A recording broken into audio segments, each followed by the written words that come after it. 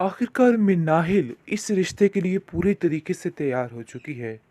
लेकिन नरगिस को खबर नहीं कि ये क्या हो रहा है।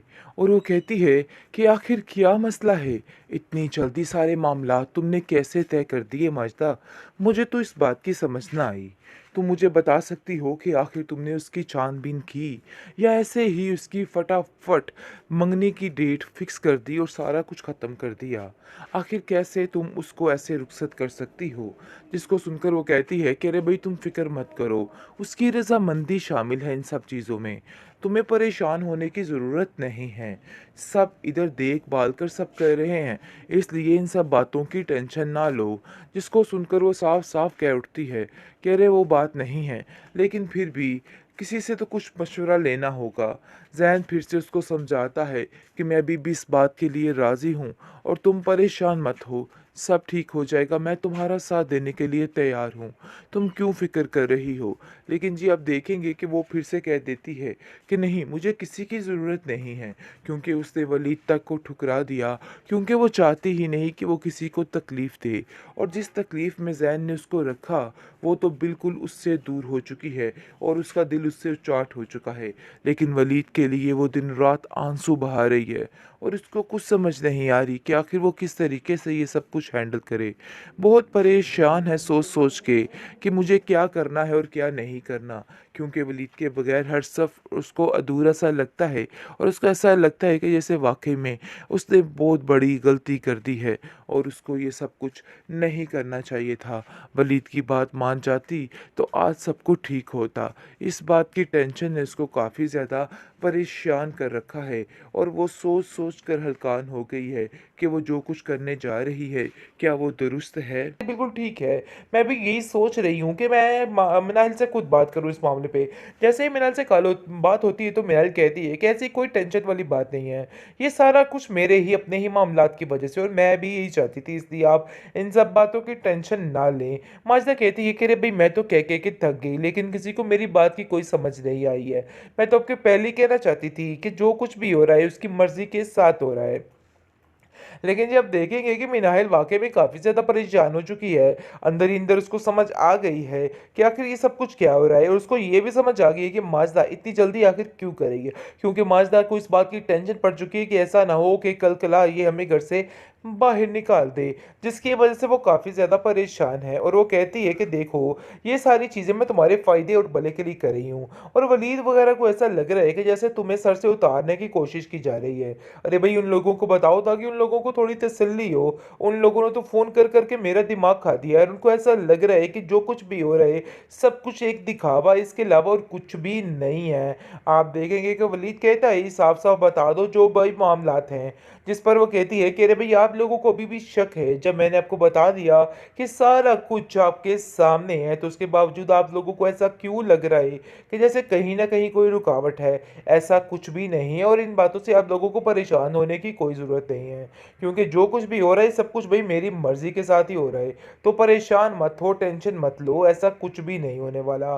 लेकिन जी आप देखेंगे कि वलीद को समझ आ गई है कि ये चिढ़ के ये सब कुछ कर रही है, यानी कि जो कुछ करना चाह रही है सिर्फ़ और सिर्फ़ इन लोगों की खुशी की खातिर कर रही है।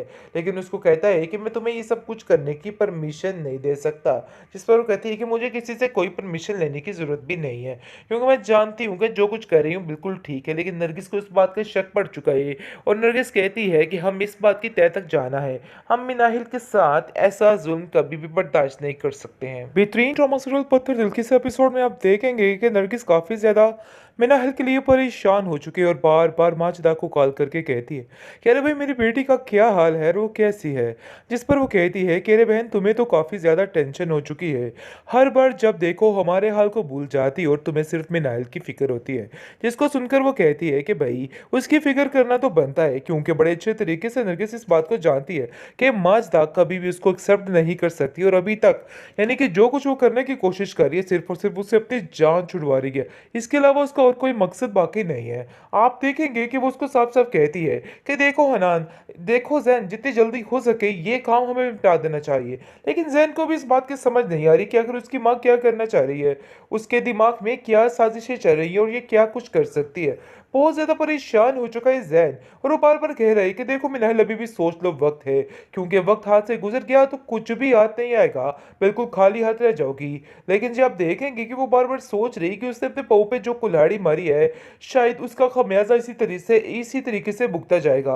आप देखेंगे कि वो बहुत ज़्यादा सबको खुश दिखाने की कोशिश कर रही है, लेकिन असल हकीकत जो उसके सामने है, वो इस बात को बड़े अच्छे तरीके से जानती है, लेकिन फिर भी खामोशी के साथ इन सारी चीज़ों को बर्दाश्त किए जा रही है, और लोगों के सामने अच्छा होने का, अच्छा खुश होने का दिखावा कर रही है, और ऐसा प्रिटेंड कर रही है कि जैसे वो इन सब चीज़ों से लेके काफ़ी ज़्यादा एक्साइटेड है और उसको कोई टेंशन नहीं है। लेकिन जिन्होंने इसकी परेशानी को समझना है, वो बड़े अच्छे तरीके से समझ चुके हैं कि इसके दिल में आखिर चल क्या रहा है, व्हाट्स गोइंग ऑन, उनको समझ आ चुकी है। लेकिन जी आप देखेंगे कि बहुत ज़्यादा परेशान हो चुका है वलीद, क्योंकि उसको समझ आ चुकी है कि मामला सरगर्म है और काफ़ी ज़्यादा हद तक गर्म है, और वो अपनी माँ से कहता है कि मुझे तो ऐसा लगता है कि जैसे माजदा आंटी ने जानबूझकर ये सब कुछ उस पर बर्डन डालकर ये सब कुछ किया है। हमें उससे मिलना चाहिए और उससे मुलाकात करनी चाहिए, और आपको उससे पूछना चाहिए कि ऐसी कोई बात तो नहीं है। जिसको सुनकर आप देखेंगे वो कहती है, बात तो तुम्हारी बिल्कुल ठीक है, मैं भी यही सोच रही हूँ कि मैं मिनाइल से खुद बात करूँ इस मामले पे।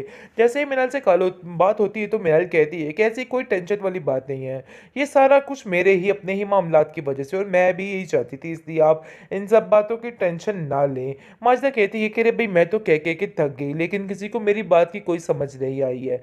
मैं तो आपके पहले ही कहना चाहती थी कि जो कुछ भी हो रहा है उसकी मर्जी के साथ हो रहा है। लेकिन जी आप देखेंगे कि मिनाहिल वाक़ई में काफ़ी ज़्यादा परेशान हो चुकी है। अंदर ही अंदर उसको समझ आ गई है कि आखिर ये सब कुछ क्या हो रहा है, और उसको ये भी समझ आ गई है कि माजदा इतनी जल्दी आखिर क्यों कर रही है। क्योंकि माजदा को इस बात की टेंशन पड़ चुकी है कि ऐसा ना हो कि कल-कला ये हमें घर से बाहर निकाल दे, जिसकी वज़ह से वो काफ़ी ज़्यादा परेशान है, और वो कहती है कि देखो, ये सारी चीज़ें मैं तुम्हारे फ़ायदे और भले के लिए कर रही हूँ। और वलीद वग़ैरह को ऐसा लग रहा है कि जैसे तुम्हें सर से उतारने की कोशिश की जा रही है। अरे भाई, उन लोगों को बताओ ताकि उन लोगों को थोड़ी तसल्ली हो। उन लोगों ने तो फ़ोन कर के मेरा दिमाग खा दिया है, और उनको ऐसा लग रहा है कि जो कुछ भी हो रहा है, सब कुछ एक दिखावा, इसके अलावा और कुछ भी नहीं है। आप देखेंगे कि वलीद कहता है, साफ-साफ बता दो जो भाई मामलात हैं।